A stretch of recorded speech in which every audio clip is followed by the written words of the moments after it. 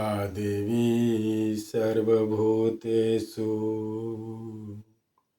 सर्वं खल्विदं ब्रह्म नमस्तस्यै नमस्तस्यै नमस्तस्यै नमो नमः।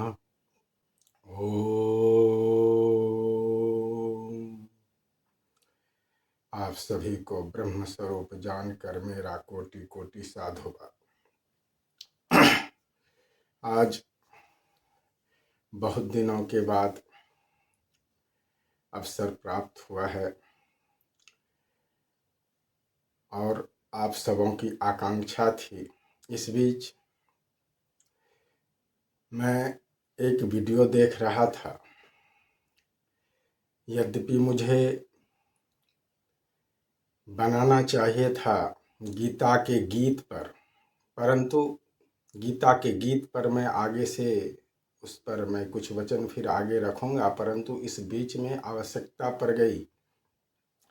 यद्यपि मैं इन सब किसी भी लफड़े में पड़ना नहीं चाहता हूँ, फिर भी प्रकृति की यही इच्छा है, समय की यही मांग है। इस बीच में मैं एक वीडियो देख रहा था जिसमें ऑडियो बुकवाणी का वीडियो था। उनका वीडियो का हेडिंग था आस्तिकों से नास्तिकों के 70 तीखे सवाल। और मैं वो देख रहा था। देखने के क्रम में मैंने कमेंट कर दिया उनको कि उन्होंने लिखा था उसमें कि जिसका जवाब कोई नहीं दे सका है, तो मैंने कमेंट कर दिया कि मैं दे सकता हूँ। ये अचानक हो गया, मेरी कोई ऐसी भावना नहीं थी कि मैं इस पर कोई इस तरह का कमेंट करूं, बस ये हो गया। खैर कोई बात नहीं, जो हो गया, जो हुआ अच्छा हुआ, जो होगा अच्छा ही होगा, इसमें कोई संदेह नहीं है, कोई किंतु परंतु नहीं है।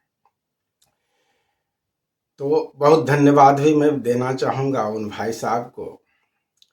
उन्होंने बहुत अच्छा तर्क दिया है, बहुत अच्छा अपना बुद्धि दिमाग का उपयोग किया है, परंतु बहुत सारी खामियां भी है जो उनके ही प्रश्नों के हिसाब से मैं इस वीडियो में आप सबको बताऊंगा।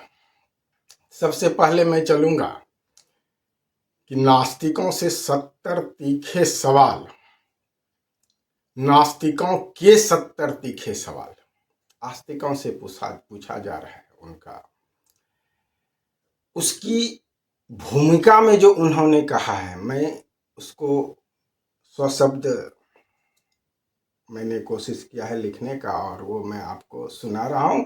उसके बाद उस पर मैं बात करूंगा, उस पर चर्चा होगी, उनके हर एक प्रश्नों का मैं जवाब दूंगा। यद्यपि एक ही प्रश्न के उत्तर देने के बाद इनके सभी प्रश्नों का समाधान हो जाता है। यूं कहें तो कई भाई साहब ने भी उसमें कमेंट किया कि भाई ये तो 7 प्रश्नों के 70 प्रश्न बना दिया है इन्होंने। तो कोई बात नहीं, ये भी सही है, ठीक है। फिर भी उन्होंने 70 प्रश्न बनाया, फिर भी ठीक है। उसके अलावे उनके 15 और सवाल हैं किसी दूसरे वीडियो पर, नास्तिकों के 15 तीखे और सवाल। वो 70, 15, 85 सबको इसमें मिला लीजिए, उन सबके मैं जवाब देने वाला। हो सकता है कि ये जवाब 15 मिनट में हो जाए, आधा घंटा में हो जाए, 1 घंटा में हो जाए, या हो सकता है 2 घंटा भी लग जाए। ये मैं समय सीमा का कोई मैं आपको निश्चित नहीं बता सकता कितना समय लगेगा इसमें। तो चलिए मैं चलता हूं कि उन्होंने जो नास्तिकों के 70 तीखे सवाल की जो उन्होंने भूमिका दी है ऑडियो बुकवाणी वालों ने। सबसे पहले हम उनकी भूमिका को जानते हैं कि उन्होंने भूमिका में क्या कहा है। उन्होंने कहा है, धार्मिक ग्रंथ की बातें विज्ञान के सामने बार बार फेल क्यों हो जाती है? क्या ईश्वर को विज्ञान नहीं आता था? अगर भगवान सर्वशक्तिमान है तो उसे बचने के लिए हमें हथियार, उसे बचाने के लिए हमें हथियार उठाने की जरूरत क्यों पड़ती है? क्या भगवान इतना कमजोर है कि वो अपना बचाव ही नहीं कर सकता? और यदि ऊपर वाला सब देख रहा है तो वो फर्जियों, बाबा और पाखंडियों का धंधा क्यों नहीं रोकता? शायद आपके पास इन सवालों का जवाब नहीं है, लेकिन मेरे पास ऐसे 70 सवाल हैं जिसका जवाब आज तक कोई नहीं दे पाया। अगर आप दे पाते हैं तो कमेंट में जरूर लिखिए। अंत में इन्होंने कहा है, ये जागरूकता के लिए बनाया गया है, किसी की भावनाओं को ठेस पहुंचाने के लिए नहीं है। दोस्तों, धर्म और आस्था के कुछ सकारात्मक फायदे भी हैं, लेकिन यही आस्था जब अंधविश्वास और पाखंड बन जाती है तो इससे खतरनाक जहर समाज के लिए कुछ और नहीं हो सकता है। बहुत सुंदर इन्होंने भूमिका दिया और बहुत सुंदर इन्होंने अंत किया, इसमें कोई संदेह नहीं, निस्संदेह। तो सबसे पहले बात होती है कि नास्तिकों के 70 तीखे सवाल। तो जहां नास्तिक शब्द आता है वहां उसके साथ स्वतः आस्तिक शब्द भी जुड़ जाता है। तो सबसे पहले हम चलेंगे कि आस्तिक और नास्तिक, ये लड़ाई सदियों से चली आ रही है और ये लड़ाई आस्तिकों और नास्तिकों के बीच दूसरा चूंकि कोई शब्द नहीं है बोलने के लिए, इसलिए मैं बोलने के लिए मजबूर हूं कि ये आस्तिक और नास्तिक, ईश्वर है और ईश्वर नहीं है, ईश्वरवाद और अनिश्वरवाद, ये संवाद और विवाद हमेशा से मूर्खों के बीच में ही रहा है। जो यह कहता है कि ईश्वर है वह भी मूर्ख, और जो यह कहता है ईश्वर नहीं है वह भी मूर्ख। मैं ये नहीं कह रहा हूं मैं बहुत बुद्धिमान हूं, मैं बहुत ज्ञानी हूं, मैं तो पहले कह दिया हूं, मैं तो आप सबके क्या प्रत्येक जीव के कदमों का, चरणों का मैं धूल हूं। मेरा कोई अस्तित्व नहीं है, मैं अस्तित्व विहीन हूं, मैं कुछ हूं ही नहीं, यूं समझिए, कुछ नहीं। बस जो बोलने के क्रम में आता है मैं आप लोगों को वही बता रहा हूं। आस्तिक जो कहता है भगवान है, वह एक विश्वास पर या किसी ने कहा, किसी के बातों के को मानकर वो कहते हैं कि भगवान है।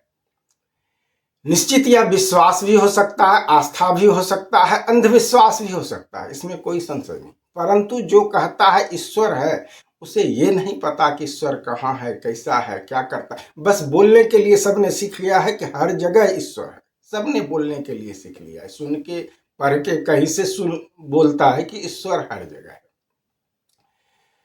और जो नास्तिक हैं वो भी वही कहते हैं कि ईश्वर नहीं है। अब इसके क्रम में भी इन्होंने एक सवाल उठाया है दूसरे वीडियो में, इनका मैं वो भी आपको सुना रहा हूं। उसमें इन्होंने कहा है कि यदि आप बिना प्रमाण के ईश्वर को मान सकते हैं तो मैं बिना प्रमाण का ईश्वर को नकार क्यों नहीं सकता हूं। बहुत अच्छी बात है, बहुत अच्छा तर्क है, लेकिन किसने कहा कि ईश्वर का प्रमाण नहीं? ईश्वर को नहीं देखा जा सकता है, नहीं दिखाया जा सकता, ये मूर्खों ने कहा होगा, अज्ञानियों ने कहा होगा। ऐसा हमारे किसी ग्रंथों में किसी ज्ञानियों ने, किसी ऋषियों ने ऐसा नहीं कहा है। जिसे साक्षात्कार हुआ उसने ऐसा नहीं कहा है। तो सबसे पहले हम लोग चलते हैं कि आस्तिक और आस्तिक। जो आस्तिक है वो बिना जाने विश्वास के बल पर पढ़ के वो कहता ईश्वर है, उसने जाना कुछ नहीं, बस मान लिया, इसीलिए वो मूर्ख है। और नास्तिक बिना जाने, जानने की अंतिम प्रक्रिया तक गए बिना कह देता है ईश्वर नहीं है, इसलिए वह मूर्ख है। ये कैसे? अब जो नास्तिक है, आप देखेंगे दुनिया के, मैं पूरे दुनिया की बात करता हूं, दुनिया में जितने भी ऐसे नास्तिक हुए हैं जिसे हम नास्तिक कहते हैं, संसार जिसे नास्तिक कहा है, ऐसे जितने भी नास्तिक हुए हैं, वो जो हमारा सनातन संस्कृति का जिसे हम धर्म कहते हैं, ऐसे तो मैंने पहले कह दिया कि धर्म न हिंदू है, न सिख है, न ईसाई है, न यहूदी है, या न हुन्ना है, न इस तरह का पारसी है, न बुद्ध, ऐसा कोई भी, ये सब धर्म नहीं, मतवाद पंथवाद है, ये मैंने पहले कह दिया। जितने भी ऐसे नास्तिकवाद लोग हैं, उन्होंने इस ज्ञान के, बाहरी ज्ञान को, सबसे निचले स्तर के ज्ञान को जाना। कुछ उसमें से हैं अपवाद जो ऊपरी स्तर को, ज्ञान शून्यवाद को जाना। परंतु शून्यवाद को ना ही आस्तिक क्लियर कर सका है, ना ही बड़े बड़े संत क्लियर कर सके हैं, और ना ही नास्तिक क्लियर कर सका है। परंतु स्पष्ट कहा गया है कि शून्य से ही सब कुछ जन्म हुआ है। अब जो कहता है कि मैं नास्तिक हूं, मैं विज्ञान को मानता हूं, ठीक है, बहुत अच्छी बात है, आप विज्ञान को मानते हैं। विज्ञान विज्ञान जैसे हम ईश्वर ईश्वर बोलते हैं, भगवान भगवान बोलते हैं, वैसे हम विज्ञान विज्ञान बोलना सीख गए हैं। वास्तव में कितने लोग संसार में ऐसे हैं जो विज्ञान को जानते हैं।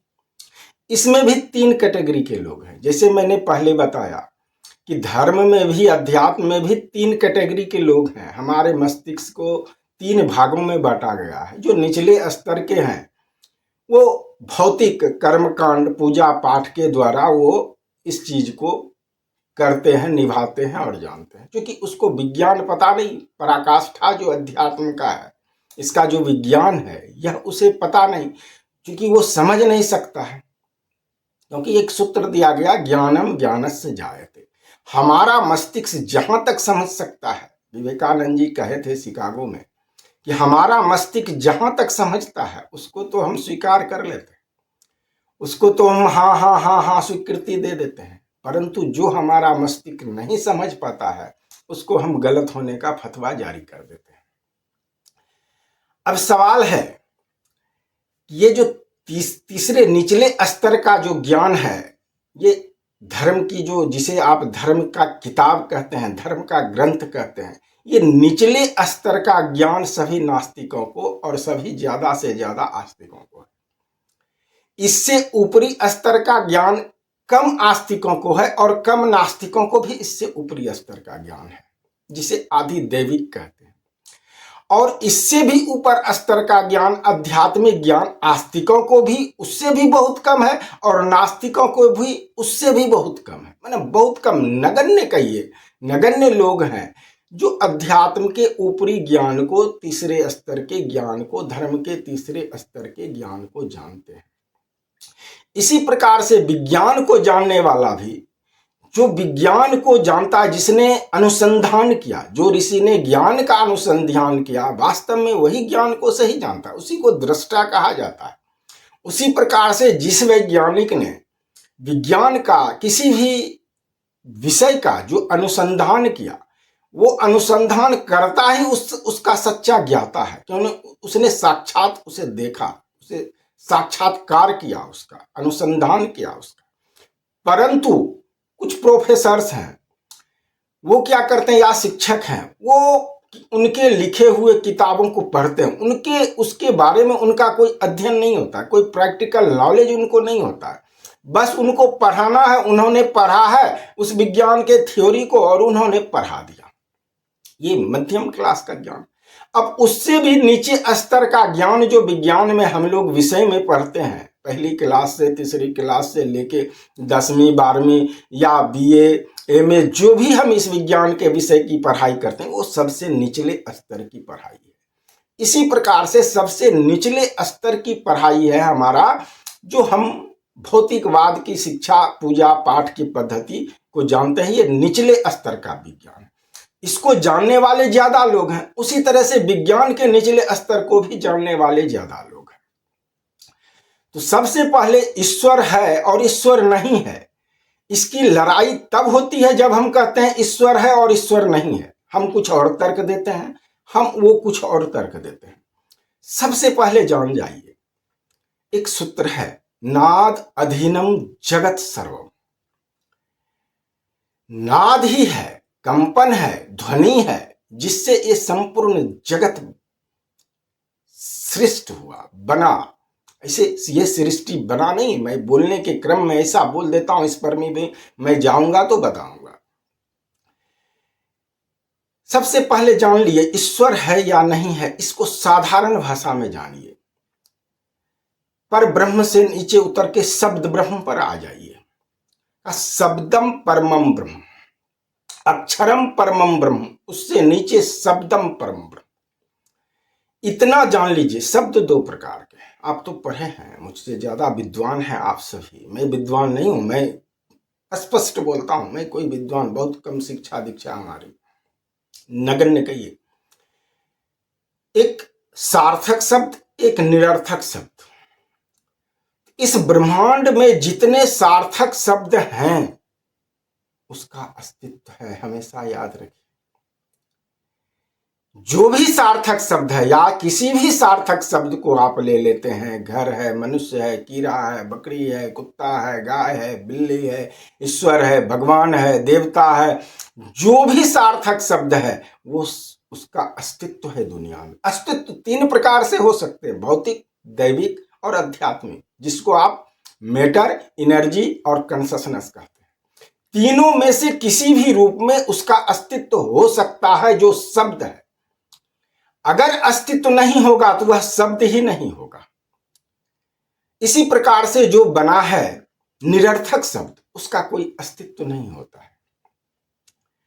यदि ईश्वर शब्द निरर्थक है तो दावे से कह सकता हूं कि ईश्वर नहीं है, हो ही नहीं सकता, ईश्वर कभी नहीं हो सकता। और यदि आप जानते हैं कि ईश्वर शब्द सार्थक है तो ईश्वर के अस्तित्व को होने से नकारने वाला मूर्ख, गधा, जाहिल, गंवार होगा। मैं शब्द पर चल रहा हूं, मेरी बात जहां तक है, मैं तो ना आस्तिक हूं ना नास्तिक हूं, और ना ही कबीर के तरह इस आस्तिक और नास्तिक के बीच में रहने वाला हूं। मैं तीनों से परे हूं। कबीर साहब ने कहा, है कहूं तो है नहीं, नहीं कहा न जाए। है कहूं तो है नहीं, नहीं कहा न जाए, है नहीं के बीच में कबीर आ रहे समय। बहुत अच्छा उन्होंने दिया, कोई संदेह नहीं। कबीर साहब महान संत हैं, संत शिरोमणि हैं। मेरा सत सत नमन उनको, उनके कई कदमों पर ही हम सब चले हैं। उनको बार बार मैं नमन करता हूं। वो श्रेष्ठ हैं, मैं उनके चरणों की धूल नहीं हूं। उनके चरणों के धूल का भी धूल मैं नहीं हूं, कोई अस्तित्व नहीं है। परंतु शब्द की बात हो रही है, शब्द पर चलता हूं। तो कबीर साहब स्पष्ट नहीं किए, वो झपला के रख दिए। ऐसे इसका कबीर के मत वालों ने साकार निराकार शब्द बोल के है नहीं है को किसी तरह से संबोधित करके कुछ अर्थ दे दिया, लेकिन स्पष्ट है। यहां पर एक लाइन में तो कबीर कहते हैं, है कहूं तो है नहीं। अगर मैं कहूं कि ईश्वर है तो ईश्वर है ही नहीं।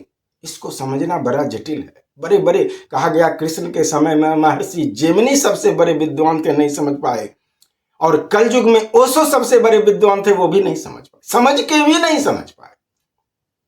इसकी भी बात होगी तो मैं आगे बताऊंगा। तो है कहूं तो है नहीं, नहीं कहा न जा। कबीर की अनुभूति है कि ईश्वर तो है, लेकिन है कहता हूं तो है नहीं, मैं दिखाऊं कैसे, और नहीं कैसे कह सकता हूं, मैं अनुभव करता हूं। तो दोनों के बीच में कबीर आ रहे समाज, ये झपलाने वाली बात है। स्पष्ट है कि, और कबीर साहब ने कहा कि मुझे ईश्वर का, ब्रह्म का बोध उल्टा वृक्ष के तरह लगता है, कुछ उस तरह से स्पष्ट उन्होंने नहीं किया। पहले भी मैंने एक वीडियो में बताया, कबीर साहब ने स्पष्ट नहीं किया ईश्वर के स्वरूप को। मैंने आपको स्पष्ट बताया है ब्रह्म का, ईश्वर का स्वरूप क्या है, स्पष्ट। मेरा वीडियो आप पीछे जाके, अब बहुत कम वीडियो है मेरा, आप उसको देख सकते हैं।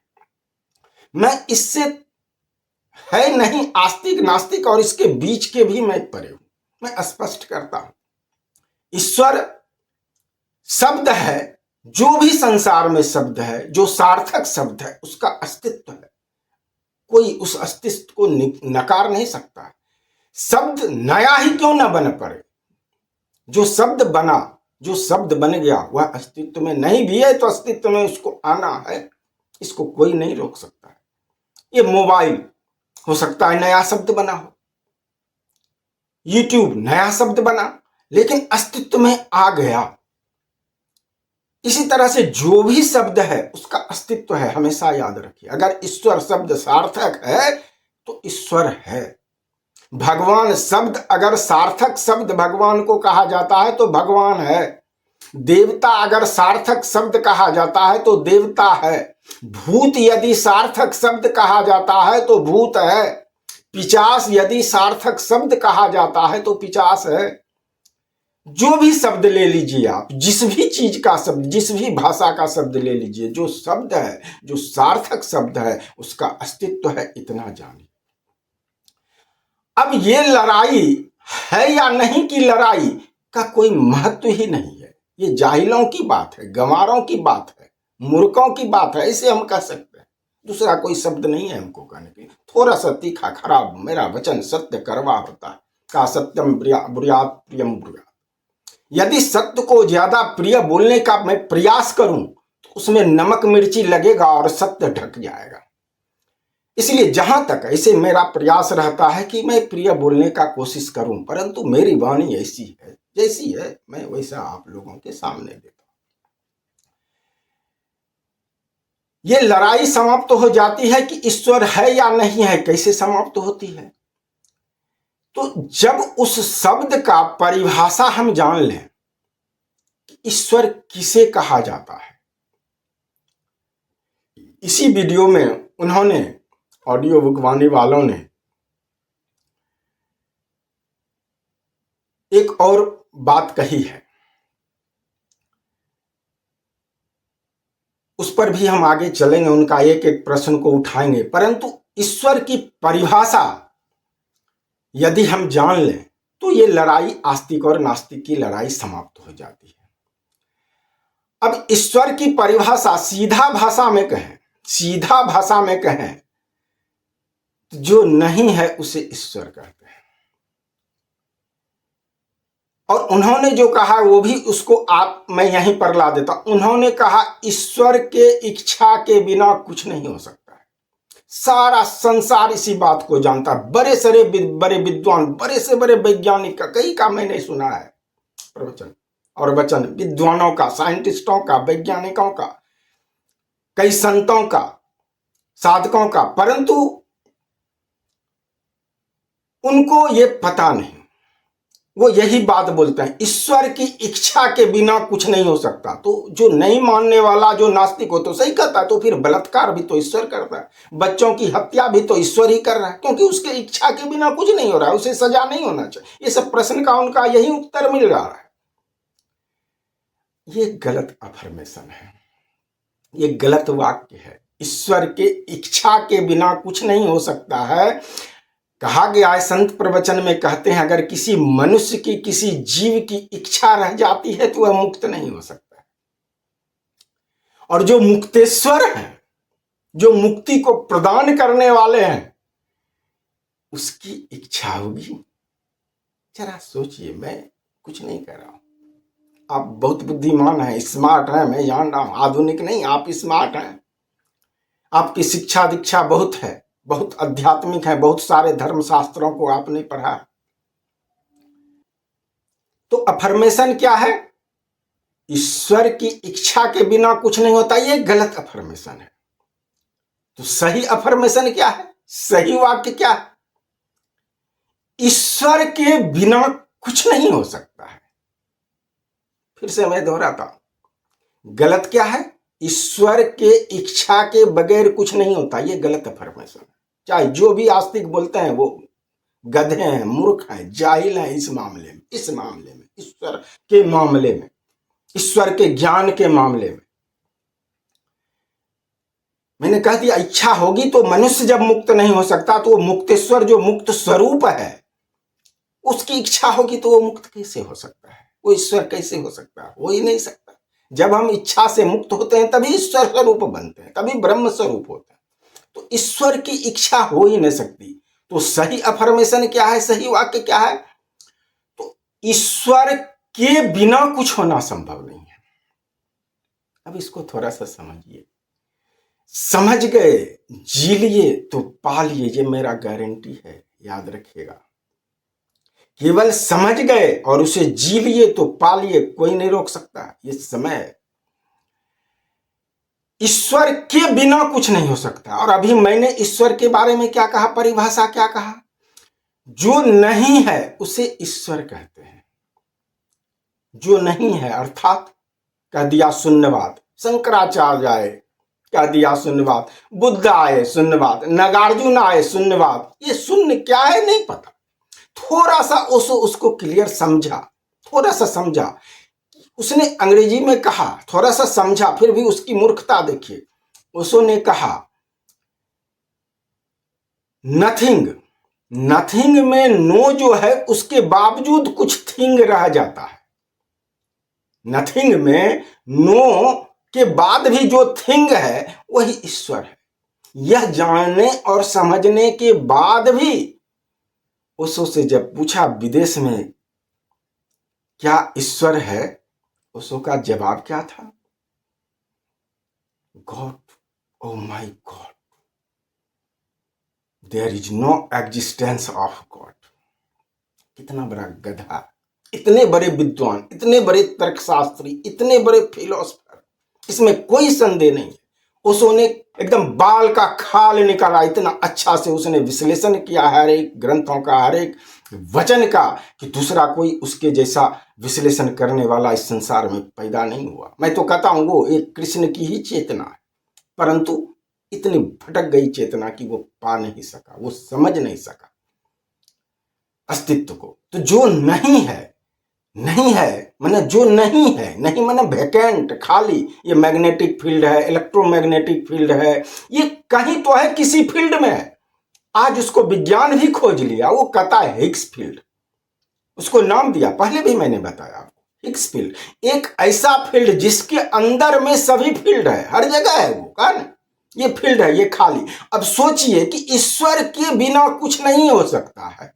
स्पष्ट करता हूं, मैं प्रमाणित देता हूं, मैं दिखाता हूं, मैं साबित करता हूं, आप प्रमाण लीजिए, ये प्रमाण है।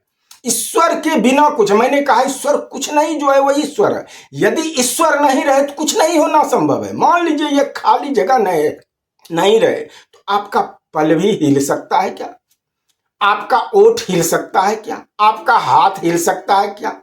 सुई का नोक कौन पूछे? ये परमाणु जो सबसे छोटा जो पार्टिकल है ना, क्वांटम जो है ना, वो भी जरा सा भी इधर उधर हरकत नहीं कर सकता अगर ये वैकेंट हिग्स फील्ड ना रहे, अगर ये खाली स्थान, शून्य जिसे आप कहते हैं, वास्तव में ये शून्य नहीं। जैसे आप पृथ्वी तत्व को देखते हैं, मिट्टी है, जैसे आप जल तत्व को देखते हैं, पानी है, जैसे आप अग्नि तत्व को देखते हैं, आग है। मान लीजिए आपका शरीर ये मिट्टी का है, फिर थोड़ा सा कल्पना कीजिए ये शरीर आपका मिट्टी का नहीं पानी का है। फिर थोड़ा सा आप आगे बढ़िए और कल्पना कीजिए ये शरीर आग का है, पूरा शरीर, और कुछ नहीं दिख रहा है आग के सिवा। ये बनावट स्ट्रक्चर में पानी के सिवा कुछ नहीं दिख रहा, आग के सिवा कुछ नहीं दिख रहा। थोड़ा सा और ऊपर चलिए और पारदर्शी होइए, ये शरीर देखिए केवल हवा का है, केवल स्ट्रक्चर रखिए, बाहरी लाइन, और देखिए कि ये हवा का है। कल्पना कीजिए, यदि आप कल्पना कर सकेंगे तो मेरा दावा है कि आप ईश्वर को समझ जाएंगे और देख लेंगे। देख तो अभी भी आप रहे, देख अभी भी आप रहे। संसार का प्रत्येक व्यक्ति ईश्वर को हमेशा सर्वदा देखते रहता है, क्योंकि वो वैकेंट है, खाली है, वो है नहीं। जिस प्रकार वो हवा है उस प्रकार आपका शरीर, कल्पना कीजिए हवा का, आकाश का शरीर। इसी तरह से सब सूक्ष्म होते गया, सबसे सूक्ष्म जो है वही परम तत्व न है। तो जो कुछ नहीं है वह एक तत्व है। ध्यान दीजिए, सबसे बड़ी बात ये दर्शन का सबसे उच्च बात है, और साइंस का भी, आधुनिक साइंस का भी सबसे ऊंची बात है। तो जो नहीं है वह ईश्वर है, उसके बिना कुछ नहीं हो सकता। इस खाली जगह के बिना, अगर खाली जगह नहीं रहे तो इलेक्ट्रोमैग्नेटिक फील्ड और मैग्नेटिक फील्ड कहां दौड़ेगा? ये फोटोन कहां दौड़ेगा? ये वायु कहां दौड़ेगा? ये आकाश कहां पर अपना इधर फैलाएगा? अगर ये खाली स्थान ना रहे, अगर ये फील्ड ना रहे, ये वैकेंट ना रहे, ये तत्व मूल तत्व है, कुछ नहीं। ईश्वर का शरीर जो है वह कुछ नहीं तत्व से बना है, ऐसे समझिए। स्पष्ट समझाने के लिए मैं तत्व का बोध दे रहा हूं कि यही मूल तत्व है। ईश्वर का जो शरीर है वह कुछ नहीं वाला तत्व से बना हुआ है। अगर और एक मैं यहां पर आ गया तो ये हाइपर क्वेस्ट के बहुत अच्छा वो धार्मिक, आध्यात्मिक, वैज्ञानिक वीडियो बनाते हैं भाई साहब, बहुत अच्छे विद्वान है, इसमें कोई संदेह नहीं है, कई क्लास चलाते हैं। गजब आश्चर्य होता है। वो पूछते हैं, उनका प्रश्न होता है आखिर ईश्वर की आवश्यकता क्या है? क्यों ईश्वर एग्जिस्ट ही क्यों करता है? ईश्वर सोचिए, क्यों ऐसा प्रश्न करते हैं? ईश्वर एग्जिस्ट ही क्यों करता है जब सब कुछ विज्ञान से हो रहा है? अब विज्ञान को वो समझ ले रहा है, विज्ञान किसे कहा जाता है? हमारे अध्यात्म में, धर्म में विज्ञान उससे बाहर है क्या? भौतिक, आधिदैविक यानी मैटर, एनर्जी और कॉन्शसनेस, क्या विज्ञान इससे बाहर है क्या? तो बोलने के लिए सीख लिया है विज्ञान विज्ञान विज्ञान के बारे में बहुत ज्यादा जानकारी, डीपली नॉलेज नहीं है। जिसको था आइंस्टीन कह दिया, बिना ईश्वर का विज्ञान नहीं, बिना विज्ञान का ईश्वर नहीं, दोनों एक है, एक दूसरे का पूरक है। ईश्वर का ज्ञान को ही विज्ञान कहते। आप जो भी ज्ञान रहे हैं इस संसार का, जिस भी कण का, जिस भी पदार्थ का, जिस भी बायोलॉजी का ज्ञान ले रहे हैं, फिजिक्स का ज्ञान, वो सब तो हमारा आधिदैविक में आता है। कॉन्शसनेस में आज आप चले आए, आधी आध्यात्मिक में आता है। अरे सब कुछ तो इसी के अंदर विज्ञान। विज्ञान किसी बाहर से है क्या? अगर इस तीनों के बाहर से विज्ञान हो, मैं सरेंडर कर दूंगा आपके चरणों में, गुलाम बन जाऊंगा आपका। विज्ञान विज्ञान विज्ञान बोलने सीख लिए हैं विज्ञान, ठीक। विज्ञान, मैंने कहा विज्ञान, मेरा शॉर्ट्स देखिएगा, मैंने कहा विज्ञान और अध्यात्म में केवल इतना अंतर है कि विज्ञान नीचे से ऊपर जाता है, पदार्थ से पकड़ के ऊपर कॉन्शसनेस तक जा रहा है, और अध्यात्म ऊपर से कॉन्शसनेस से पदार्थ की ओर आ रहा है। इतना ही अंतर है। मैंने कहा है कि अध्यात्म ऊपर से नीचे की ओर आता है, और विज्ञान, जो भौतिक विज्ञान जिसको आप कहते हैं, आधुनिक विज्ञान जिसको कहते हैं, वो नीचे से ऊपर की ओर जाता है। इतना ही अंतर है। वो भी वही खोज रहा है, ये बाहरी पदार्थ से खोज रहा है। हमारे ऋषि मुनि आंतरिक अंतर विद्या से उसको खोजे, इनर इंजीनियरिंग करके उसको खोजे। पूरा तंत्र, उसको काटने का, चीरने का कोई आवश्यकता नहीं। आप तो चीर फाड़ करते हैं, ना जाने कितना बर्बादी करते हैं, लेकिन हमारे ऋषि मुनि उस विज्ञान को जानते थे जिसे मैंने महाविज्ञान कहा है, अध्यात्म को महाविज्ञान। और अब आप समझ गए होंगे कि ये जो ईश्वर का शरीर है कुछ नहीं का बना हुआ है। अगर ये कुछ नहीं तत्व नहीं रहे, कुछ नहीं तत्व नहीं रहे, तो इस संसार में कुछ भी नहीं हो सकता है। सबसे छोटा जिसको क्वांटम कहा साइंस ने, वो भी नहीं हिल सकता। जो कहता है क्वांटम इंटेंगलमेंट, एक यहां है तो ये कहीं हो सकता है, ब्रह्मांड के किसी कोने में एक दूसरा हो सकता है, वो स्पेस ही नहीं रहेगा, जगह ही नहीं रहेगा, वैकेंट ही नहीं रहेगा, तो क्या हो सकता है? वाणी भी निकल सकती है कि अब मैं जो बोल रहा हूं, वायु इसके आपके कानों तक पहुंचाता है, मोबाइल के ऑडियो तक पहुंचाता है, स्पीकर तक पहुंचाता है, तो आपको सुनाई वायु के द्वारा देती है। अगर ये फील्ड ना रहे, ये खाली स्थान ना रहे जिसमें वायु बहती है, तो आपको कुछ सुनाई देगा क्या? लगेगा गूंगा के तरफ बक ऐसे ऐसे केवल मुंह को कर रहे हैं, जैसे पटर पटर फिल्म में करता है, वो गाता नहीं है। अगर ये केवल खाली जगह जो है, यही तत्व है, मूल तत्व। आंख बंद कीजिए, देखिए ये खाली जगह, ये यही है। जैसे पानी में ऐसे हाथ घुसाते हैं, ये खाली जगह का ये तत्व है जिसमें हर चीज चल रहा है, बन रहा है, सब कुछ हो रहा है, इसी खाली जगह के कारण, इसी के तरंग, इसी में जो तरंग उठ रहा है, उसी के कारण सब कुछ बन रहा है, बिगड़ रहा है। प्रत्येक क्षण हम जन्म ले रहे हैं, प्रत्येक क्षण मर रहे हैं, प्रत्येक क्षण ब्रह्मांड बन रहा है, प्रत्येक क्षण ब्रह्मांड नष्ट हो रहा है। ब्रह्मांड बना नहीं, किसी ने बनाया नहीं। ये सब भी मैं बात आऊंगा आगे, मैं इस सब की भी बारे में मैं बताऊंगा। तो ये आपको स्पष्ट हो जाना चाहिए कि ईश्वर किसे कहते हैं। ईश्वर के बिना कुछ नहीं हो सकता है, यानी ये खाली जगह नहीं रहे, ये खाली जगह। अब बताइए, आप ईश्वर को देख रहे हैं कि नहीं देख रहे हैं? ये खाली जगह को आप देख रहे हैं कि नहीं देख रहे हैं? That means you are looking the god. आप ईश्वर को देख रहे हैं, हर एक व्यक्ति ईश्वर को देख रहा है, लेकिन केवल ज्ञान नहीं होने के कारण, बोध नहीं होने के कारण हमको पता नहीं है कि ईश्वर कहां है, क्या है, नहीं। बुद्ध को बोध कहता है, बुद्धत्व को प्राप्त किया। क्या बुद्धत्व को प्राप्त किया? कहा आत्मा नहीं है, परमात्मा नहीं है, और मरने के समय कह दिया आप दीपो भव, अपना दीपक खुद बनो। ये खुद क्या है? खुद क्या है? जो खुद आया वो खुद है, खुदा। तो ये अपमन आत्मा, अपमन आत्मा, मरने के समय बुद्ध के मुंह से निकला अपानंद अपदीपो भव। तो वो बुद्धत्व को प्राप्त कर लिया, लेकिन ये बात समझ में नहीं आई कि ये शून्य जो है, यह जो खाली है, यह खाली नहीं। मैं बोल रहा हूं, मेरा विश्वास है कि मैंने पढ़ा नहीं है किसी ग्रंथ को, मेरा विश्वास है किसी न किसी उपनिषद में जरूर यह बातें लिखी होगी कि जो खाली नहीं हुआ, खाली कुछ नहीं, शून्य नहीं है। शून्य का मतलब कुछ नहीं होना, कुछ नहीं का मतलब कुछ नहीं एक तत्व है। कुछ नहीं क्या है? एक तत्व है। ईश्वर का शरीर किस तत्व से बना हुआ है? तो कुछ नहीं तत्व से। इसी को परम तत्व कहा जाता है। इसी से महत तत्व इसी को कहा जाता है। इसी से महत तत्व निकला, आकाश बना, आकाश से वायु बना, वायु निकला, वायु से अग्नि बना, अग्नि से जल बना, जल से मिट्टी तत्व बना, और उसी से फिर सब कुछ बना।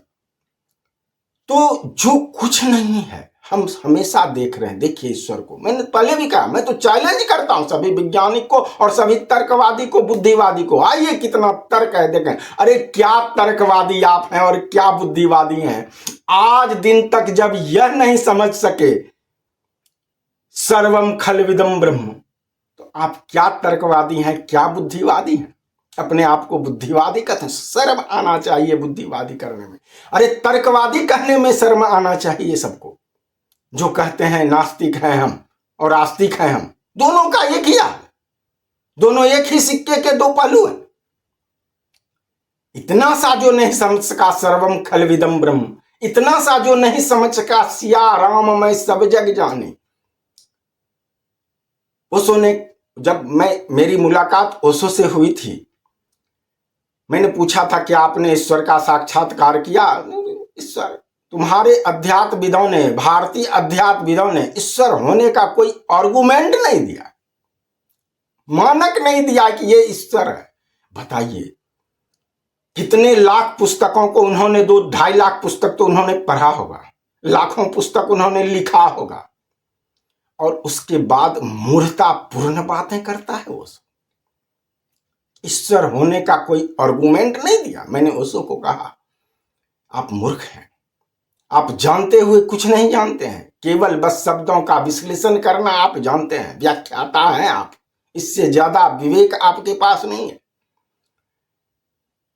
हमारे ऋषियों ने आर्गुमेंट दिया कहां है बताओ? मैंने बताया हमारे ऋषियों ने आर्गुमेंट दिया। सब लोग, आप भी जानते हैं, जी हां, आप सब जानते हैं ईश्वर के आर्गुमेंट को, मानक को, लेकिन समझते नहीं। ये अकल नहीं है, ये दिमाग उतना ऊपर नहीं गया है कि इस शब्द को समझ पाए। इसीलिए कृष्ण ने, ऋषियों ने, मुनियों ने कहा बिरले कोई समझता है, बिरला कोई होता है समझता। आर्गुमेंट क्या है जानिए। मैंने बताया उसको, हमारे अध्यात्मविदों ने ईश्वर का आर्गुमेंट दिया। ईश्वर क्या है?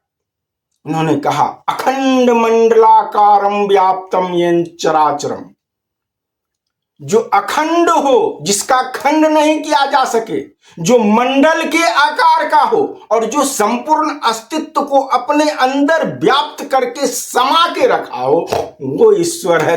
तद पदम दर्शितम येन तस्मै श्री गुरुवे नमः। This is the argument of god. Also listen to मी।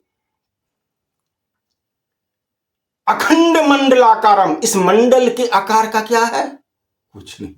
ये राजा जनक और अष्टावक्र संवाद में भी कई शास्त्रार्थ में ये बातें होती है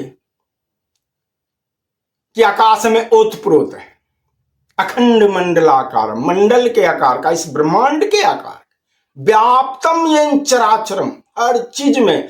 आज एक कण है ना, एक परमाणु न्यूक्लियर जिसको कहते हैं, आज विज्ञान सिद्ध करता है उसको कि जो सबसे छोटा है उसमें भी ना 99.999% खाली जगह वैकेंट है, तभी इलेक्ट्रॉन प्रोटॉन न्यूट्रॉन मूव कर पा रहा है। अगर वो वैकेंट नहीं हो, उसके अंदर फील्ड नहीं हो, यानी ये ब्रह्म नहीं हो, ये खाली रूपी शून्य रूपी जो शून्य शरीर है, इसका शरीर उसके अंदर अगर नहीं हो, ईश्वर का, जिसको वैकेंट कहते हैं, फील्ड कहते हैं, हिग्स फील्ड जिसको कहा है वैज्ञानिकों ने, क्या इलेक्ट्रॉन प्रोटॉन न्यूट्रॉन मूव करेगा न्यूक्लियर में? कुछ नहीं हो सकता, कुछ नहीं। एकदम जिसको कहते हैं स्तंभन, स्तंभन हो जाएगा, पत्थरवत जड़वत हो जाएगा सब कुछ, कुछ नहीं रहेगा, होते हुए कुछ नहीं हो सकेगा। तो आज हम स्पष्ट रूप से हमको यह बात समझ जाना चाहिए, ईश्वर क्या है? जो कुछ नहीं है वही ईश्वर है। ये कुछ नहीं तत्व का शरीर है। ईश्वर के शरीर में हम ऐसे ऐसे कर रहे हैं, ये होठ ईश्वर के शरीर में ये ऐसे ऐसे हिल रहा, आंख पलक ईश्वर के ये ना होने का, इसका जो बॉडी है कुछ नहीं, उसी के कारण ये हिल भी रहा। अगर ये कुछ नहीं, बॉडी ना हो ईश्वर का, तो ये आंख हिलेगा भी नहीं। क्या हिला सकते हैं आप बताइए ना हमको। मैंने सबसे छोटे पदार्थ का बता दिया उदाहरण आपको कि क्वांटम भी नहीं हिल सकता है, कोई क्रिया प्रतिक्रिया क्वांटम भी नहीं कर सकता है, वायु बह नहीं सकता है, आकाश की शून्यता नष्ट हो जाएगी। कहां वायु रहेगा, कहां अग्नि रहेगा, कहां जल फिर रहेगा? कुछ नहीं। अगर ये कुछ नहीं हो, अगर खाली ये स्थान नहीं हो, कहां हवा बहेगा, प्रकाश कहां जाएगा? अगर खाली स्थान ना हो जिसमें प्रकाश गमन करती है, इलेक्ट्रोमैग्नेटिक फील्ड जिसमें गमन कर रहा है, मैग्नेटिक फील्ड जिसमें गमन कर रहा है, अगर ये खाली स्थान ही नहीं हो, कहां गमन करेगा? हो ही नहीं सकता। इसीलिए ऋषियों ने कहा कि ईश्वर के बिना कुछ नहीं हो सकता है। यह नहीं कहा कि ईश्वर के इच्छा के बिना। मूर्खों ने यह कहा होगा, अंधविश्वास अंध आस्था का यह विज्ञान है, अंध आस्था का। ईश्वर के कर रहे हो तुम कन्हैया मेरा नाम, और इस पर भी मैं बात करूंगा कभी, ये कैसे होता है, कैसे ये माया है क्या, ये सब पर आगे कभी बात हो। अभी केवल ईश्वर पर जाने। आप स्पष्ट रूप से समझ गए होंगे कि प्रत्येक व्यक्ति ईश्वर को देख रहा है। प्रत्येक व्यक्ति, कोई व्यक्ति ऐसा नहीं है ईश्वर को, चाहे जानवर हो, कीड़ा हो, मच्छर हो, मक्खी हो, छोटा से छोटा कीटाणु हो, मनुष्य तो श्रेष्ठ जीव है। तो देख ही रहा है कि ये खाली जगह है, यानी ये खाली जगह ईश्वर का शरीर। ईश्वर का शरीर क्या चीज का बना हुआ है? तो फील्ड का। यह महत तत्व है, सबसे परम तत्व है। अगर ये खाली जगह ना हो, और ये एक शरीर है, मनुष्य की तरह आकृति है। मैंने लिखा, मेरा तस्वीर देखिएगा, मेरे YouTube पर जो तस्वीर मैंने दिया है साइड में सत्य धर्म में, तो उसमें नीचे में मैंने लिखा है, मानव संरचना ही आत्मा परमात्मा एवं प्रकृति का मूल रहस्य। इसको ऋषियों ने कहा, वेदों शास्त्रों ने कहा, उपनिषदों ने कहा, पिंडे स्व ब्रह्मांडे, ब्रह्मांडे स्व पिंडे। जो इस पिंड में है वही ब्रह्मांड में है, और जो ब्रह्मांड में है वही इस पिंड में। हम जो इतना बड़ा ब्रह्मांड में जाते हैं, देखते हैं यहाँ ये है वो है, यहाँ ऐसे है वैसे है, इस शरीर में अगर हम देखें तो उतना देखना नहीं पड़ेगा। और आज आपको विज्ञान कहते हैं, विज्ञान में कितना अंधविश्वास है पता है आपको? आप विज्ञान को जो कह देता है मान लेते हैं, आपको कुछ नहीं पता। यहां भी तो लिखा हुआ है, आप इसको नहीं मानते, वहां भी लिखा हुआ है। कहते हैं आप विज्ञान ने प्रयोग किया, आप देखे, आप प्रयोग किए? कोई वेद, कोई ज्ञानी, कोई शास्त्र, कोई ऋषि, कोई मुनि नहीं कहता है कि तुम मानो। मानने वाला को निचले स्तर में रखा गया। जानो, वेद स्पष्ट कहता है, मानो मत जानो। और केवल जानने से मत होगा, जियो। और केवल जीने से भी नहीं होगा, डूबो। इसलिए कृष्ण ने कहा, सबसे पहले तो हे अर्जुन, ऐसी जिज्ञासा करने वाला करोड़ों में कोई एक होता है, और जिज्ञासा पर चलने वाला उस करोड़ों जिज्ञासा करने वाले में कोई एक उस पर चलने वाला होता है, और करोड़ों चलने वाले में कोई उसको जान सकता है, कोई उसमें डूब सकता है और जी सकता है, और करोड़ों जीने वाले में कोई उसको उसमें डूब सकता है, और करोड़ों डूबने वालों में कोई वहीं पर डूबा रह सकता है। और कुछ तो है कि जो डूब के समुद्र में जाके तलह को छू के और ऊपर आ गए तो गया। इसीलिए किसी ने कह दिया, जो उबरा सो गया, जो डूबा सो पार। ये बिरले शब्द का उपयोग किया गया। अब बताइए, मैंने कह दिया कि कबीर साहब वहां पर झपला दिए, स्पष्ट नहीं की, मैंने आपको स्पष्ट कर दिया जो नहीं है। इसलिए कबीर साहब ने कहा, जो है कहूं तो है नहीं, यानी ईश्वर तो है, मैं महसूस कर रहा हूं, लेकिन वो है ही नहीं, कहीं दिख नहीं रहा है, मिल नहीं रहा है कहीं। लेकिन ये नहीं समझ पाए कि यह जो नहीं तत्व है, जो वैकेंट है, यही ईश्वर का शरीर है। हम सभी संपूर्ण ब्रह्मांड ईश्वर के शरीर में कैसे हैं पता है? मैंने लिखा उसको, जैसे मानव तन बसे जीवा है अनेक, वैसे मानव जीव है प्रभु के तन में एक। जैसे हमारे शरीर में कितने असंख्य जीवाणु हैं, वैसे हम सब संपूर्ण जीव, संपूर्ण पिंड, संपूर्ण ब्रह्मांड मन ईश्वर के शरीर में। जैसे मानव तन बसे जीवा है अनेक, कितने कीटाणु हैं हमारे शरीर। तो मैं बात कर रहा था विज्ञान का। अंधविश्वास क्या विज्ञान में नहीं है, जिसे आप भौतिक विज्ञान कहते हैं। वैज्ञानिक ने कह दिया इतना लाख इतना करोड़ ये जो है आकाश गंगा है। कितने मूर्ख, और आप मान लिए और पढ़ाया जाता है यूनिवर्सिटी में इसको। कितनी मूर्खतापूर्ण बात है। गारंटी देगा इतना एक आकाश गंगा में इतना खरब, इतना मिलियन, इतना बिलियन, इतना ट्रिलियन स्टार्स हैं। अरे गधे की औलाद। और वही हम पढ़ाते हैं, पढ़ा लिखा मूर्ख गंवार, और दूसरे को जाहिल कहोगे। कौन है जाहिल? समझो इस बात को। कितना अंधविश्वास है विज्ञान में भी। क्या जितना बता रहा है विज्ञान उतना आकाश गंगा है? गारंटी देगा तारा इतना है, इतना मिलियन, इतना ट्रिलियन, इतना बिलियन है, देगा गारंटी विज्ञान? अंधविश्वास है। इसी तरह का अंधविश्वास इसमें भी है। तो उसका ज्ञान, वो तो ऊपर स्तर वाला अंधविश्वास फैला रहा है, परंतु अध्यात्म में, धर्म में ऊपर स्तर वाले ने कभी अंधविश्वास नहीं फैलाया। ध्यान रखिएगा, नीचे स्तर वालों ने अंधविश्वास फैलाया। बड़े से बड़े लोग क्या कहेंगे, वो श्रुति, ये स्मृति का, पुराण का बात उठा के कहेंगे ये तो ऐसे है, ये तो ऐसे है, इसका तो कोई ये नहीं है। ये इसी तरह की बात ये भी करते हैं ऑडियो बुक। ये तो बहुत नीचे स्तर का इनका, मैं बताऊंगा कि इनका बहुत अच्छा रहा, परंतु बहुत नीचे स्तर की समझ है। बस यूट्यूब बनाने के लिए, वीडियो के लिए, मिशनरीज पैसा लेने के लिए, फंडिंग लेने के लिए, नास्तिकवाद का प्रचार करने के लिए वीडियो बना, पैसा कमा रहे। नहीं, अच्छी बात है, मैं विरोध नहीं करता हूं, ना ही मैं आपका कोई शिकायत, ना ही बुराई करता हूं। शब्द शब्द है, ध्यान दीजिएगा। तो आप अब तक समझ गए हैं ईश्वर क्या है। अब आगे चलते हैं, फिर पुनः इस पर होगी तो फिर आगे बात करेंगे। अब मैं आपके प्रश्नों पर चलता हूं।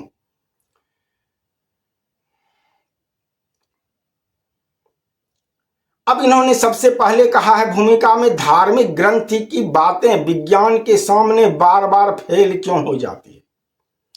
सबसे पहले तो जिसे आप धार्मिक ग्रंथ कहते हैं, जिसे आप धार्मिक ग्रंथ कहते हैं, वह धार्मिक ग्रंथ नहीं है। आप जिसको धार्मिक ग्रंथ कहते हैं वह पंथवाद का ग्रंथ है, विचारवाद का ग्रंथ है, जिसको आप धार्मिक ग्रंथ कहते हैं। सबसे पहली बात। दूसरी बात, आप वो विचारवाद को जानते हैं, इसका मूल विज्ञान नहीं जानते हैं, इसलिए आपको लगता है कि विज्ञान के सामने फेल हो जाती है। आप आए, आप बैठे विज्ञान के उन बातों को, प्रत्येक बातों को लेके आए, देखें कौन सा बात फेल होता है और किस धार्मिक ग्रंथ की मैं बात करता हूं। आप उस शब्द को, उस प्रश्न को लेके आए, किस धार्मिक ग्रंथ की बात करते हैं। ये सब धर्म तो मतवाद, पंथवाद है, ये सब, इसकी तो मैं बात ही नहीं करता। मैं सीधा, संसार में एक ही धर्म है जो है सत्य, और सत्य को मैंने 3 भागों में बताया, मैटर, एनर्जी और कॉन्शसनेस। इस सत्य को जो जान जाता है वही धार्मिक है। अध्यात्म धर्म को जानने का मार्ग है। उसको यहां भी फिसला था, उसने कह दिया था मैं धार्मिक नहीं आध्यात्मिक हूं। उसको लगा था कि धर्म से बड़ा अध्यात्म है, इसलिए मैं उसको गधा कहता हूं, जानवर कहता हूं। इतना ऊपर जाके भी इतना अभागा है कि ये तक नहीं समझ पाया कि अध्यात्म मार्ग है धर्म को प्राप्त करने का। अध्यात्म मार्ग है, और इस मार्ग से धर्म को प्राप्त, सृष्टि के संपूर्ण रहस्य को प्राप्त किया जा सकता है, जो धर्म है, जिसको मैंने 3 भागों में आधि भौतिक धर्म, आध्यात्मिक धर्म और आधि दैविक धर्म बताया। मेरा पीछे का वीडियो देखे, मैंने कहा बहुत कम वीडियो, स्क्रॉल करके आप देख सकते हैं, बहुत कम है, बहुत कम अभी मेरा वीडियो, मेरा काउंटिंग नहीं है, लेकिन बहुत कम वीडियो है। अब आगे चलिए, ये कहते हैं क्या ईश्वर को विज्ञान नहीं आता था? अब ईश्वर को समझ गए आप क्या है? जिसके कारण क्वांटम भी चलता है, जिसके कारण फिजिक्स का रूल चलता है, जिसके कारण क्वांटम फिजिक्स जो कि ट्रेडिशनल फिजिक्स के रूल के विपरीत है वो भी चलता है, जिसके कारण हिग्स फील्ड का रूल चलता है,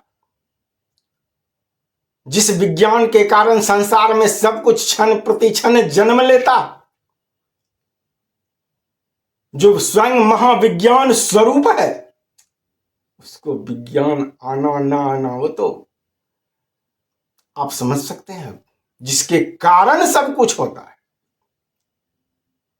वो कारक है, महाकारक है।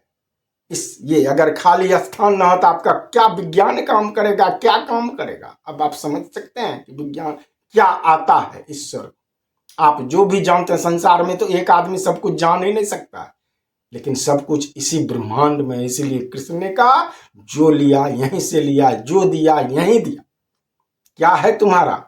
क्या लाए थे तुम जो तुमने खो दिया? क्या पैदा किया था जो नाश हो गया? जो लिया यहीं लिया, जो दिया यहीं दिया।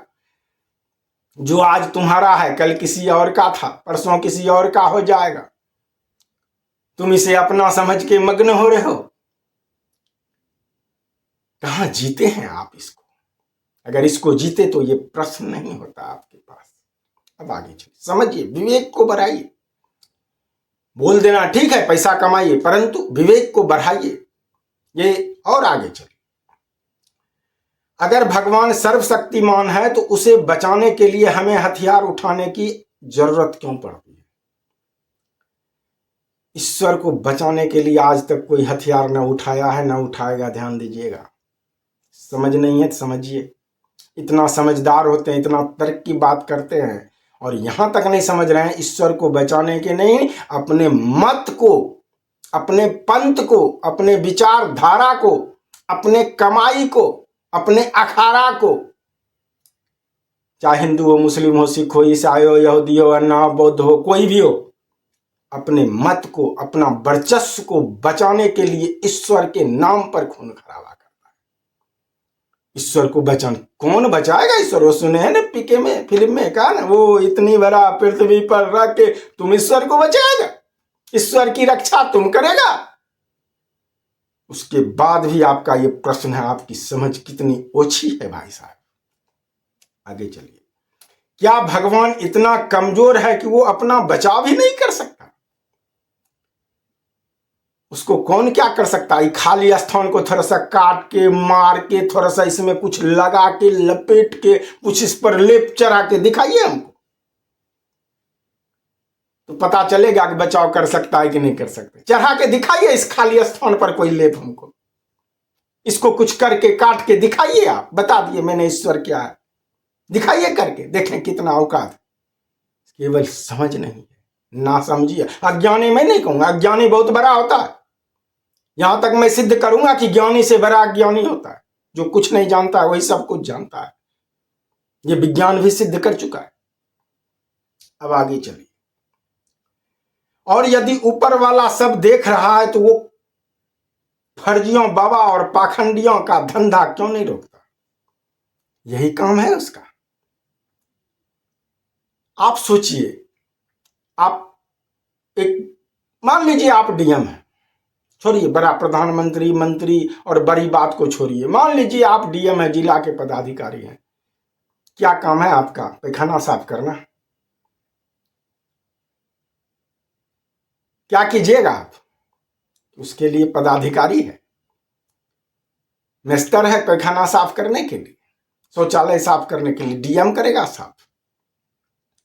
किसका क्या ड्यूटी है, क्या कर्तव्य है, किसका क्या पावर है, ये तक आपको समझ में अभी नहीं आया है। ईश्वर का कर्म क्या है, कर्तव्य क्या है, जान लीजिए। ईश्वर का कर्तव्य केवल होना है, और उसके होने मात्र से ही सब कुछ होता है। अगर ये खाली स्थान ना हो तो क्या हो सकता है? क्या कर सकते हैं? बोल नहीं सकते, मुंह से आवाज नहीं निकल सकता, ये बैखरी हो नहीं सकता, अपरा परा बस भीतर ही रह जाएगा सब। कुछ नहीं निकलेगा बाहर, क्योंकि अंदर भी जगह रहेगा तभी तो कुछ निकलेगा, जगह ही नहीं रहेगा कहीं। इतना सा भी समझते किसका क्या काम है, किस स्तर के लोगों का, मनुष्य में चलो समझिए किसका क्या काम है, क्या ड्यूटी है, क्या कर्तव्य है, वो वही करता है। ईश्वर का कार्य है, कर्तव्य है, ड्यूटी है होना। और वो हाइपर क्वेस्ट वाले बता रहे ईश्वर एग्जिस्ट ही क्यों करता है भाई साहब, अगर ये एग्जिस्ट नहीं ईश्वर करे तो आप रहोगे क्या, जर हो जाओगे। ईश्वर का यही काम है, यही समझिए काम ईश्वर का होना। अगर न रहे, ये खालीपन न रहे तो क्या होगा, क्या हो सकता है, आप क्या कर सकते हैं, कर सकते हैं कुछ बताइए हमको। बहुत बुद्धिमान है आप, बहुत तर्कवादी हैं, बहुत विद्वान हैं, बहुत बड़े वैज्ञानिक हैं, बताइए क्या कर सकते हैं। अगर ये वैकेंट फील्ड, हिग्स फील्ड नहीं होगा, खाली जगह नहीं होगा तो क्या कर सकते हैं। ईश्वर इसलिए एग्जिस्ट करता है कि सब कुछ उसमें हो, सब कुछ होने की संभावना हो, सबका कारक है और सबका धारक भी है, ऐसे समझिए। कोई नहीं मिला होगा इस तरह से बताने वाला आपको। अभिदम जानावी का गौरव है, मुझे गौरव है, और मैं कुछ नहीं जानता का गौरव है। मुझे कुछ नहीं पता, मैं तो बस यूं बोले जा रहा हूं, मुझे कुछ नहीं पता। अब आगे चलिए।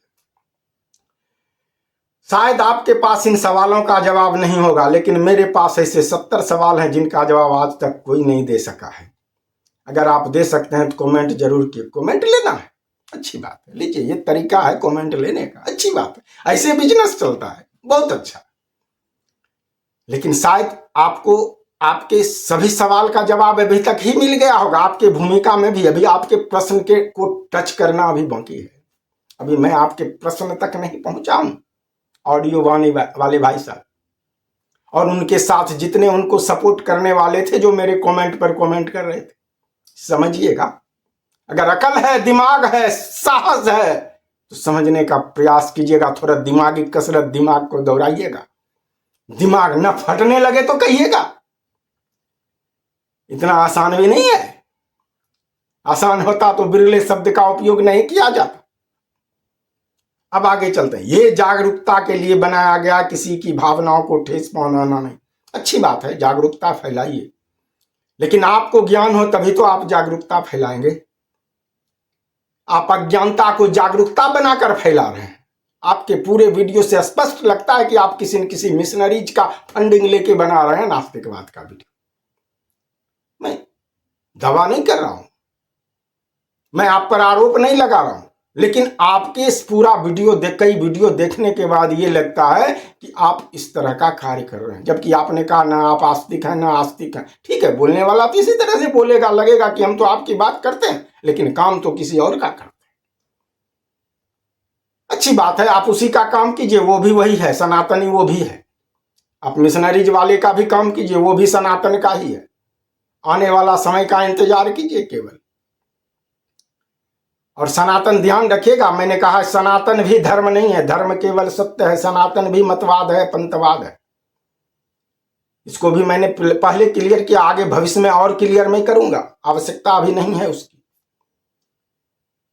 सनातन धर्म नहीं, सनातन समय सूचक है। सनातन माना अनादिकाल से जो चला रहा है वह है सत्य। अब आगे चलिए दोस्तों, धर्म और आस्था के कुछ सकारात्मक फायदे भी हैं, लेकिन यही आस्था जब अंधविश्वास और पाखंड बन जाता है तो हमारे समाज के लिए इससे ज्यादा खतरनाक कोई। बहुत अच्छा बात आपने कहा, बहुत अच्छा बात। मैं इन आपके इन विचारों से, इस एक वाक्य से मैं बहुत प्रसन्न हूं, और शायद हो सकता है इसी एक वाक्य के कारण मैंने आपको लिख दिया हो कि मैं इसका उत्तर दूंगा, ये एक वाक्य। अब आगे हम चलते हैं। आपने दिया है कि मैं और तर्क शक्ति आप बढ़ाना चाहते हैं तो फलाना फलाना लोगों का किताब, ठीक है पढ़िए, अच्छी बात है, पढ़ने के लिए मैं आपको मना नहीं करता हूं। परंतु अगर आपको ज्ञान पढ़ना है, ज्ञान जानना, ईश्वर को जानना और संपूर्ण अस्तित्व को जानना है तो बहुना शास्त्रे न मंथते मंथरो वाक्य आना होगा कृष्ण पर, इस श्लोक पर। बहुत पढ़ के बहुत पढ़ा ओशो से ज्यादा कोई संसार में अभी तक व्याख्याता विद्वान नहीं है। क्या कर लिया, क्या उखाड़ लिया, क्या जान सका। मरने के समय बोल रहा था ने ओसो नेवर डाई। अच्छी बात है। तो आप उसको पढ़ के नहीं बहुत विद्वान और ज्ञानी बढ़ सकते हैं, और तर्क शक्ति नहीं बढ़ा सकते। आप तर्क शक्ति अगर बढ़ा सकते हैं, ज्ञानी अगर हो सकते हैं, अंतर में मंथन करके, किस किताब को पढ़ के, जिस किताब को आपने रेफर किया है उसने किस किताब को पढ़ के, और उसने जो किताब लिखा था उसने किस किताब को पढ़ के तर्क को बढ़ाया, और जो सबसे पहले जिसने किताब लिखा उसने किस किताब को पढ़ के तर्क को बढ़ाया। नहीं ना, अंतर को पढ़ के मन में चिंतन मनन निधिध्यासन प्रयोग करके उसने उसको लिखा। चाहे कोई पुस्तक हो, कोई विषय हो, जिसने आप आज केमिस्ट्री पढ़ के, बायोलॉजी पढ़ के, फिजिक्स पढ़ के, ज्योग्राफी पढ़ के कहते हैं हम पढ़े हैं, उस किताब को पढ़े, इस किताब में ये लिखा हुआ, इस किताब में ये प्रमाण की ऐसी की तैसी, जिसने सबसे पहले उस किताब को लिखा उसका क्या प्रमाण है? चाहे वो वेद ही क्यों ना हो, सवाल उस पर भी मैं उठाऊंगा। क्या प्रमाण है उसका? नहीं, प्रमाण अंतर से। इसलिए संतों ने, वैदिक ऋषियों ने, सभी संतों ने कहा अंतर ढूंढो, तुम मानो नहीं, इसको जानो। क्या होगा बहुत पढ़ के? कुछ नहीं होगा। कहां तक पढ़े थे कृष्ण? जब तक सारा ज्ञान था उनको। पराशर गुरु के पास गए तो कहा प्रभु तो आप तो हाँ गुरु का मान बढ़ाने के लिए आते हैं, आपको तो सब कुछ पता। जाने दीजिए, कृष्ण कल्पना है, राम कल्पना, हटाइए इसकी बातों को, समय आएगा फिर भगवान कौन है ये सब बात मैंने कहा था, आगे प्रश्न पर फिर मैं आऊंगा। अब आगे चलिए। यदि सब कुछ भगवान करवा रहे हैं तो चोरी भी भगवान ही करवा रहे होंगे, इसका उत्तर मैंने दे दिया, आपको मिल गया होगा। अब आपका भगवान और ईश्वर की भूमिका कहां शुरू होती है?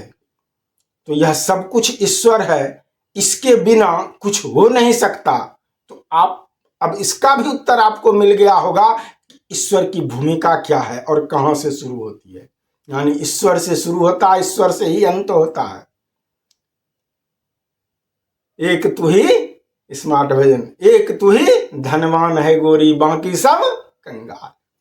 ईश्वर की भूमिका समझ। अगर ये ईश्वर ना हो, कुछ नहीं ना हो, एक्सफील्ड ना हो, ये वैकेंट ना हो, कुछ नहीं हो सकता है ईश्वर की भूमिका।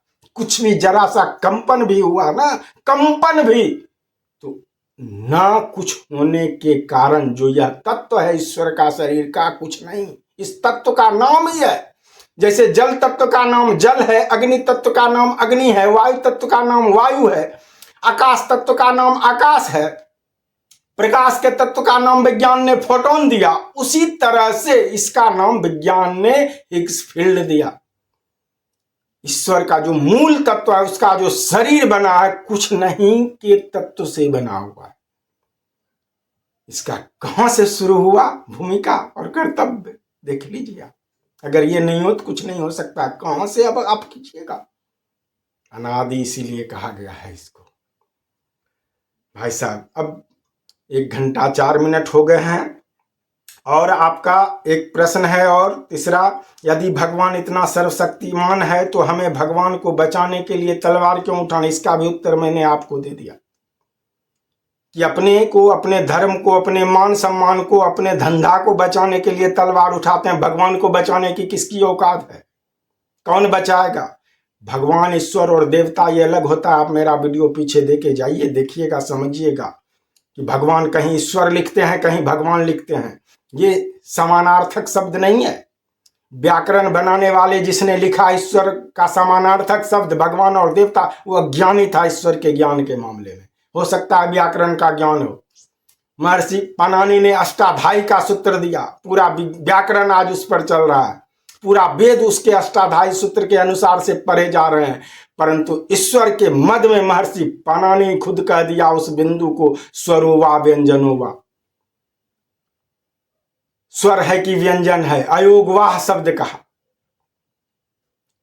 नहीं पता क्या है उसके बारे में, वो भी नहीं जान सके। उनका विज्ञान वहां बाकी रह गया, शेष रह गया। उनकी भी तृप्ति होगी यहां से, जो मैं आज आपको बता रहा हूं। अभी तक के जितने संसार में संत आए जिनका शेष रह गया है, कबीर हो या जो भी ऐसे पाणिनि हो जिनका शेष रह गया, यहां से उसकी तृप्ति होगी। चाहे बुद्ध हो, महावीर हो, उसकी तृप्ति होगी यहां से हमारे वचनों से। ईश्वर क्या है जान गए, जो कुछ नहीं, यह एक तत्व ईश्वर के शरीर का तत्व है, कुछ नहीं। तुरंत नहीं समझ पाइएगा, समझ के भी नहीं समझे उसको ना समझ कहते हैं। परंतु हे कौनते अभ्यासेन, हे कौनते करत करत अभ्यास के जरमत हो तो सुजान, रसरी यावत जात दे सिर पर पत्थर। अभ्यास से होगा, अभ्यास कीजिए, सत्संग सुन रोज इसको, हमारे सारे वीडियो को, और देखिए कि आपका दिमाग कहाँ, आप कितना समझ पाते। हमारे एक मित्र ने कहा कि जानते हैं आज कई महीने से आपका करते हैं, समझते हैं फिर कुछ नहीं समझ पाते हैं, लेकिन शिक्षक हैं, हाई स्कूल के अंग्रेजी के शिक्षक हैं, समझ तो पाते हैं सब कुछ लेकिन फिर कुछ नहीं समझ पाते हैं। एक दिन उन्होंने आके कहा जानते हैं आपका बात को कौन समझ सकता है? बोले बताइए कौन? बोला आप ही केवल समझ सकते हैं। तो ये इस स्तर पर भी कहा जाता है। हम लोग मूर्ख को, जो गंवार लोग है उसको कहते हैं कि अरे तुम जो बोलता है तुम्हें समझता है, दूसरा समझता है तुम्हारा बात, तो चलो गंवार भी तो मैं ही हूं, सब कुछ तो मैं ही हूं। गंवार अगर मैं कहूं ज्ञानी तो मैं, अज्ञानी तो मैं, मूर्ख तो मैं, जाहिल तो मैं, सब कुछ मुझसे, सारे शब्द मुझसे, सब कुछ, सारा श्रेय मेरा, जिसको आप ईश्वर कहते हैं। अगर कहते हैं अहम ब्रह्मास्मि, सब कुछ तो मैं ही हूं, आप ही हैं, हम सब हैं। लेकिन ये सब तथा कथित है। ईश्वर जो है हमारे बाहर भी है, भीतर भी है, संपूर्ण अस्तित्व को समेट के संपूर्ण अस्तित्व में इसको सिया राम में सब जग जानी, सर्वम खल विदम ब्रह्म अखंड मंडलाकारम व्याप्तम येन चराचरम तद पदम दर्शितम येन तस्मै श्री गुरुवे नमः। जो ऐसा पद बता दे कि अखंड मंडल ही ईश्वर है, उसी को गुरु रूप में स्वीकार करना चाहिए। श्लोक बताता है। मैं तो कहता हूं मैं गुरु नहीं आपका, मैं आत्मा गुरु का सिद्धांत है मेरा। कृष्ण ने भी कहा, सभी ऋषियों ने कहा, मनुष्य का मूलतः गुरु आत्मा है। परंतु जब तक आप आत्मा को समझ न सकें, प्राप्त न कर लें, तब तक मैं आपको मार्गदर्शन दिखाने में सक्षम हूं। कबीर के हिसाब से आप मुझे छठे गुरु कह सकते हैं, मैं गुरु रूप में आपका लूंगा नहीं, बस यूं ही। जैसे एक पुष्प नहीं लेता है, एक पहाड़ नहीं लेता है गुरु का दर्जा। दत्तात्रेय के 24 गुरु हुए, पहाड़, पत्थर, गाछ, वृक्ष सब, क्या वो लिया गुरु का दर्जा? क्या नहीं, बस वैसे ही मुझे समझ। अगर आपको लेना है तो ले लीजिए और वहां से बढ़िए, आत्म तत्व को जानिए, उसके बाद फिर आगे समझिएगा। पहले तो आत्म तत्व को समझिए, ब्रह्म तत्व को समझिए, ईश्वर तत्व को समझिए, शिव तत्व को समझिए, खुदा तत्व को समझिए, अल्लाह तत्व को समझिए। ये कुछ नहीं, चाहे किसी भी धर्म में हो, कहीं स्पष्ट नहीं किया गया, अंधेरा में रखा गया, उसको पता ही नहीं, कुछ नहीं पता, क्योंकि प्रचार ही किया असंप्रज्ञात समाधि वालों ने, और उसको कुछ नहीं पता। जहां से मन वाणी इंद्रियां सहित उसे पाए बगैर वापस लौट जाती है, उस पर ब्रह्म को मैं प्रणाम करता हूं। ये असंप्रज्ञात समाधि। और जितने संत को आप जानते हैं, चाहे हिंदू धर्म में हो, सिख में हो, ईसाइयों में, यहूदी में, यूहन्ना में, बौद्ध में, सब इसी निर्वाण असंप्रज्ञात समाधि जो भी है, इसलिए उसको कुछ नहीं पता, उससे आगे वो जा नहीं सका। कल्याण स्पष्ट करता है इसको कि ये इससे आगे जाना माया के 8वीं मंजिल से भी परे की बात है, बिरले की बात है, बिरले की बात है। ऐसा सभी असंप्रज्ञात वाले संतों ने स्वीकारा है। मुझे यहीं रहने दीजिए, हमारा औकात नहीं ऊपर जाने की, दिमाग फट जाएगी यहीं तक ना, ठीक यहीं रही। अब आगे चलिए। अब आगे देखिए, बहुत लंबा हो चुका है, 1 घंटा 10 मिनट हो चुका है। अब आगे का इनका है चौथा प्रश्न, यदि सब कुछ पहले से है तो हमारे कोशिश और मेहनत का क्या अर्थ रह जाता है? तो भाई साहब आज अब इतना ही, मुझे क्षमा कीजिएगा, चूंकि ज़्यादा वीडियो लंबा होगा तो आप लोगों का भी समय बहुत कीमती है, और हमारे पास, मेरे पास इतना पावरफुल डिवाइस नहीं है कि मैं 4 घंटा का वीडियो बना सकूं। 1 घंटा 10 मिनट हो गया है, बहुत है। अब मैं आप लोगों से इतना कह के अपने वाणी को विराम देता हूं। आप सबों को साधुवाद, धन्यवाद, आप सबों का स्वागत है। और आगे फिर मैं इनके तीसरे प्रश्न से चलूँगा, जो मैंने अभी आपको बताया कि यदि सब कुछ पहले से तय है, हमारे कोशिश और मेहनत का क्या होगा, इस पर से मैं शुरू करूंगा आगे। तब तक के लिए आप सुखी रहिए, स्वस्थ रहिए, मस्त रहिए, और इस पर चिंतन मनन निधिध्यासन अवश्य कीजिए, क्योंकि ज्ञान की यही कक्षा है चिंतन, श्रवण, चिंतन मनन, निधिध्यासन, ये 3 कक्षा पार करने के बाद और इसमें जीने के बाद आपको अनुभव की प्राप्ति होती है, जिसको आप प्रयोग कहते हैं, जिसको प्रयोगशाला कहते हैं। उसके बाद आप इस चीज को समझ पाएंगे। तो आप तब तक पूरे, अगर आप मुमुक्षु होंगे तो जा पाएंगे, जिज्ञासु नहीं जा पाता। जिज्ञासु तो पानी के बुलबुले की तरह है। इसलिए आपको अगर जाना है, समझना है, तो आपको मुमुक्षु बनना होगा। आज केवल ये रहा विषय जिसमें सब कुछ आ गया है कि ईश्वर क्या स्पष्ट किया मैंने आपको दिखाया। पूरे संसार को, पूरे विश्व नहीं, पूरे ब्रह्मांड को मैंने दिखाया, जो आज तक कोई नहीं दिखाया। ईश्वर क्या है कोई दिखा नहीं सकता, ईश्वर को मैंने दिखाया आपको स्पष्ट। इसमें कोई संशय नहीं है। कोई वेद शास्त्र, ऋषि मुनि और वैज्ञानिक काटने का साहस नहीं कर सकता। मेरा चैलेंज, मेरा दावा है, आइए। और आपको अगर तर्क है, बुद्धि है, तो आप प्रश्न कीजिए। मैं तो आमंत्रित पहले भी किया हूं। देखें आपके पास कितना, जो आपको कहता होगा ना ये कुतर्क है, वो असंप्रज्ञात समाधि वाले होंगे, जिसको कुछ नहीं पता ईश्वर का क्या। ग्रंथों से पढ़ के, शास्त्रों से पढ़ के जो जानता, मैंने कुछ नहीं पढ़ा, मुझे अपन पर कह सकते हैं। कबीर के से भी ज्यादा उठा छाप आप मुझे कह सकते हैं।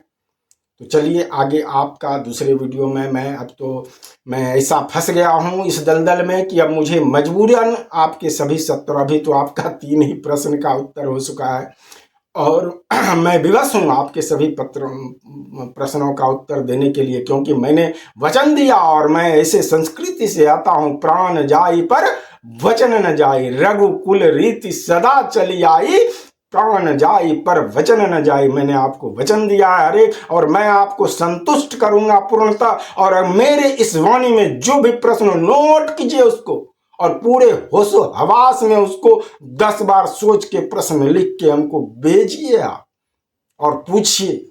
मैं दावा करता हूं कि आपका ईश्वर के विषय में कोई भी समस्या, शंका रहेगा, मैं उसका समाधान करने का प्रयास, समझना आपको। क्योंकि संसार में ईश्वर भी किसी को समझा नहीं सकता। अगर आप समझना नहीं चाहते हैं तो, अगर आप समझना चाहते हैं और पूर्ण आस्था, पूर्ण समर्पण, पूर्ण विश्वास से सुन सकते हैं। और सुनना कैसे है, मैं 80 के दशक की बात बता रहा हूं। 10-12 साल उम्र होगा मेरा, अब आया तो याद आ गई मुझे। एक जगह 2 बुजुर्ग व्यक्ति थे, शतरंज खेल रहे थे, चेस, और दूर में कहीं एक आकाशवाणी रेडियो बज रहा था। देख तो मैं शतरंज रहा था, परंतु मेरा कान था उस रेडियो की वाणी पर। उसमें एक चुटकुला सुना रहा था कि श्रोता 3 प्रकार के होते हैं। एक श्रोता, ओकार तो आकार, श्रोता। वास्तव में यही श्रोता होता है जो सुनने के क्रम में केवल सुनता है। इसी को ध्यान से सुनना। और सुनने के क्रम में उसके मस्तिष्क में कोई विचार ना हो, केवल उस शब्द पर जो हम सुन रहे हैं, चाहे किसी का सुने। वास्तव में वही असली श्रोता है, क्योंकि ध्यान से सुन रहा है। ध्यान उसे कहते हैं जब एक समय में एक ही विचार पर हमारा दिमाग हो, उसे ध्यान कहते हैं। तो ये हुआ श्रोता, जो अपने मस्तिष्क में बिना किसी विचार को, किंतु परंतु को लाए एक एक शब्द को ध्यान से सुनता है पूरे तन मन धन से। वही वास्तव में श्रोता कहलाता है। इतना स्पष्ट उन्होंने नहीं बताया था, मैं आपको स्पष्ट कर रहा हूं। दूसरा उन्होंने कहा था सरोता, गप भी कर रहे हैं, खैनी भी लेटा रहे हैं, पान भी खा रहे हैं, उधर गप भी कर रहे हैं, उधर देख भी रहे हैं और सुन भी रहे हैं। इसको कहा सरोता। ये कितना सुनता है ये आपको पता है, जो इस तरह से करता है कितना उसके दिमाग में रहता है, ये आप समझ सकते हैं। और तीसरा उन्होंने बताया सब सोता, रेडियो खुला छोड़ दिया, अरे हाँ ठीक, हाँ ठीक, और वॉइस तेज कर दिया थोड़ा, ये सब सोता। तो मैंने जब सुना तो कहा इतना बड़ा ज्ञान, इतनी बड़ी बातें, और इन्होंने इसे चुटकुला बनाया। ये मुझे उस समय ऐसा बोध, ऐसा मेरे मन में भाव आया था। 10-12 साल उम्र होगा मेरा, और उससे ज्यादा नहीं होगा। और जो मेरे अंदर यह भाव था उसको सुनने के बाद वो और प्रगाढ़ हो गया, क्योंकि मेरा ये जन्मजात है। मैं सुनता हूं तो सुनता हूं, देखता हूं तो देखता हूं, करता हूं तो फिर करता हूं, दूसरा कुछ नहीं। जो करता हूं बस वही खाता हूं तो खाता हूं। और फिर इससे आगे गया, एक साथ दो काम, जिसका ऋषियों ने कहा पन भरने के तरह, बाट को भी देखो और ऊपर खाट जो रखा हुआ है जल का गरा उसको भी देखो। ये बड़ी बात है। फिर उस पर आया और ऋषि कहते हैं उस पर आई। तो आज के लिए मेरे मित्रों, मेरे दोस्तों, मेरे ब्रह्म स्वरूप तथाकथित ब्रह्म, आप सबको मेरा पुनः साधुवाद, बारंबार नमस्कार। फिर मिलेंगे अगले वीडियो में। तब तक के लिए आप सभी पुनः सुखी रहिए, शांति से रहिए, मस्त रहिए, व्यस्त रहिए। ओम हरि ओम, हरि ओम।